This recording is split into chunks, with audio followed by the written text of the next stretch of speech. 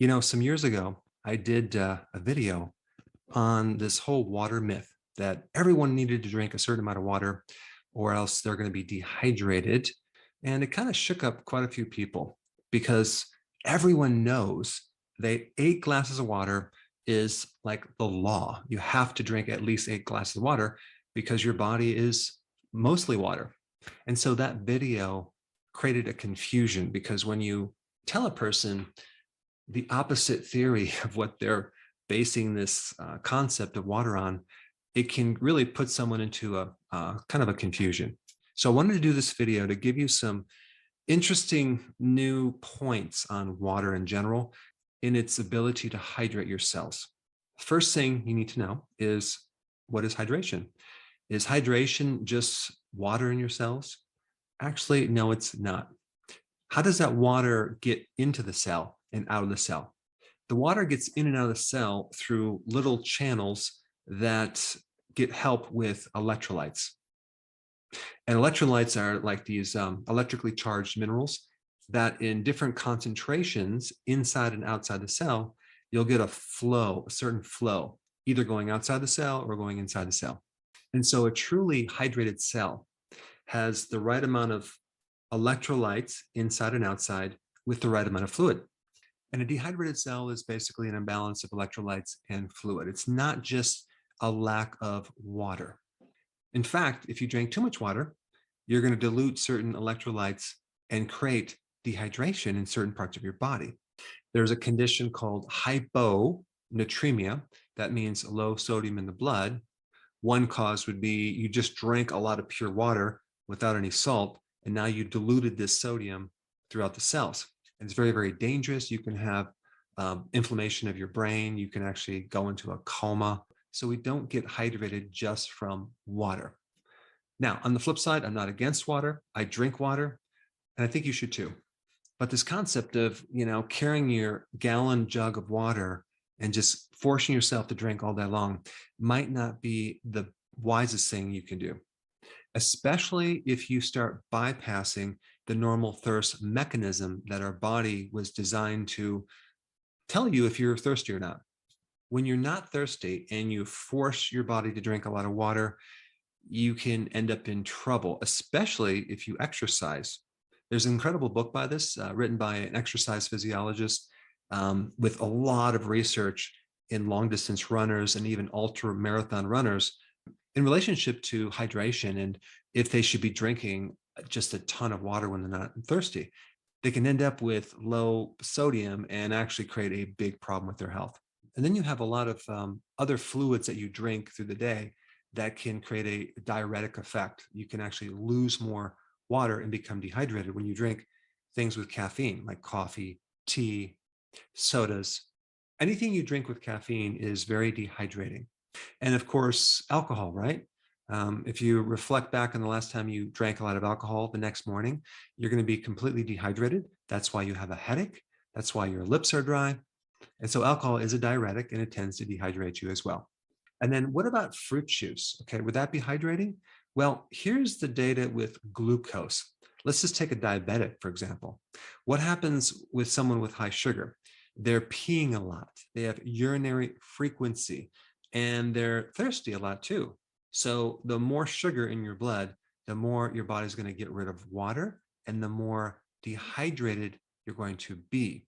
And so fruit juices, sodas, things with sugar will greatly dehydrate you. Now, what's fascinating is that you have all these electrolyte sport drinks with added sugar. And apparently the idea is that if you're exercising, you need some sugar to replace the loss of glucose, right, when you exercise. And they call this hydration. But is it really hydrating you? Does consuming glucose hydrate you? I'm going to tell you, it dehydrates you. It pulls water from the cell. There is an interesting study, which I'll put down below. It's called the Nurses Health Study 2, which they did on a certain age group from 9 to 15. Now, this study wasn't about hydration, but it was interesting because it revealed an unknown consequence of drinking these healthy sports drinks. Now, the study found that if a teenager or young adult was consuming at least one soda a day, they would have an extra pound of weight. And this is what they found. And I'm going to just generalize here.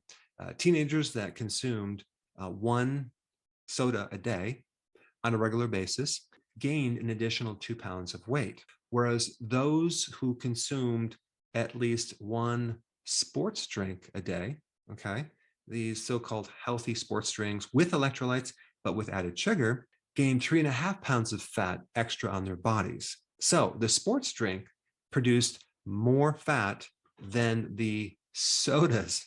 Now, this is probably because the sports drinks usually come in like 32 ounces and sodas come in a 12 ouncer. So when you look at the label, you have to look at the serving size. And rarely does anyone just drink one serving size. They drink the whole thing. And there's more serving size in sports drinks. Now, even when people are consuming electrolyte powders, many times these electrolyte powders and electrolyte drinks, and I won't mention any names, contain added sugar. And some per serving size contain like 11 grams of sugar per serving size. Now, there's 4 grams of sugar per teaspoon. So that's just under 3 teaspoons of sugar for one serving size, okay? And we're not talking about like a whole bottle. We're just talking about one serving size or one of those little stick packs of electrolytes. Not to mention the source of the sugar. Was it beet sugar? Probably it was. And most of the beet sugar in the US is total GMO with traces of glyphosate, which is an herbicide. And even if they're doing sugarcane, unless it's organic, is going to have also traces of glyphosate.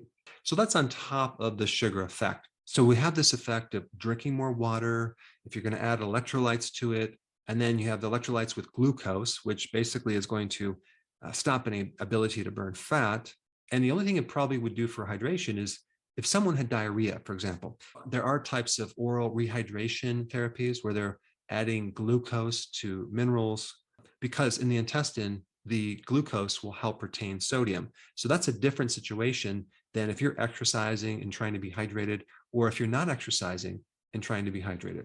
To truly hydrate the cell, you need all the electrolytes. You need sodium, potassium, chlorides, calcium, and magnesium. Now, the professor who wrote the book Waterlogged, which I'm going to put a link down below, had some fascinating information in relationship to drinking more than what you're thirsty for.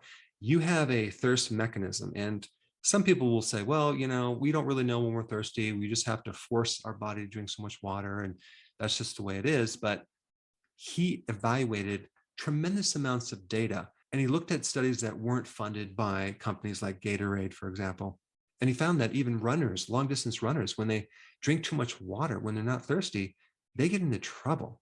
I think a really good principle would be to drink when you're thirsty and don't ever force yourself to drink too much, okay? Because you can start to dilute these electrolytes. Now, on the flip side, if you're prone to a kidney stone, you need to be drinking at least 2.5 liters of fluid every single day. But I would also add electrolytes to that. Now, are there any tests that you can do to see if you're drinking too much water? Sometimes people say, well, check your color of your urine and it should be clear.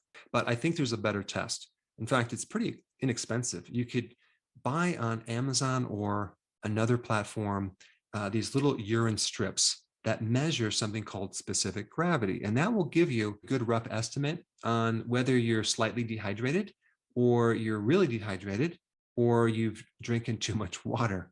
Because on this urine strip that you're going to get, you're going to measure a lot of different things, but specific gravity measures and compares the density, how concentrated your urine is to actual water. Now, water has a specific gravity or density of 1, and urine, if it's normal, should have a density of 1.002 to 1.030.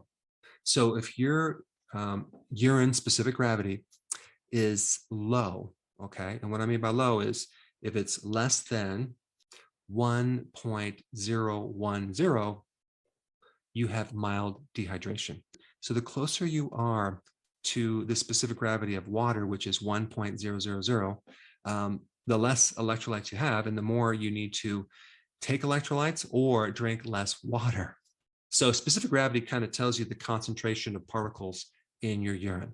And of course, when you drink a lot of water, you dilute that. A lot of the electrolytes that you're going to get will come from your food if you eat healthy, but also realize there are things that you're consuming that are depleting your electrolytes too, like refined sugar, like alcohol, like the things that I mentioned that act as a diuretic. But this video is primarily on just drinking water. There is a situation of drinking too much water, and you need to find the right amount for you. And so there are a lot of variables. If you're working out, it's hot outside, and you have a very high metabolism, man, you need to drink a lot of water, but just make sure you drink the electrolytes with it. But for the general person who doesn't really work out that much, and it's not summer, I would pay attention to your thirst. I would use that as a guide and try not to force yourself to drink more than what your body really should be taking. Now, I think the best next video for you to watch would be my video on electrolytes. Okay, so check it out. I put it right here.